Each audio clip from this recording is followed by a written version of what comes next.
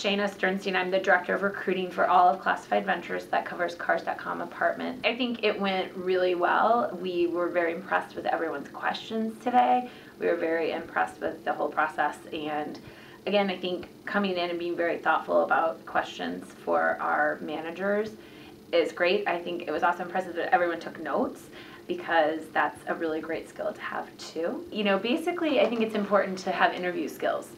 So you guys mentioned today a lot about business skills, and High-T was really impressed me that you all know how to speak very well, you take notes, you listen, and those are all things that are going to get you through job interviews. So I would suggest reading anything about behavioral-based interviewing and really practice before you go and interview, and take all of those tips in that you can get. I'm a corporate recruiter, so I've been here for just under 5 years, and I recruit primarily for a sales organization.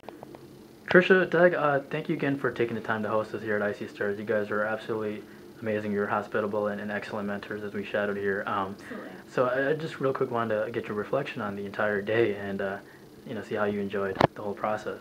I thought it was great. I thought that you guys were amazing. You were, very receptive to everybody. You asked great questions. You took good notes. I've never seen anybody take as good a notes as you. I wish my managers did in all their meetings. And I thought the High-T process was awesome. Didn't know what to expect, but it was a great way to get to know all of you, and for you to kind of get to know us a little bit better. Cool. Do you see yourself possibly engaging with IC Stars anytime in the near future? Absolutely. This was a lot of work, but I would definitely do it again, and I would love to have you guys back.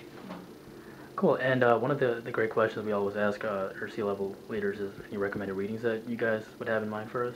I personally, the very first job I ever had was a sales job, and my director of sales gave me a book called Good to Great. And you'll find it on reading list of many, many C-level executives, and it's probably the best non-entertainment book I've ever read.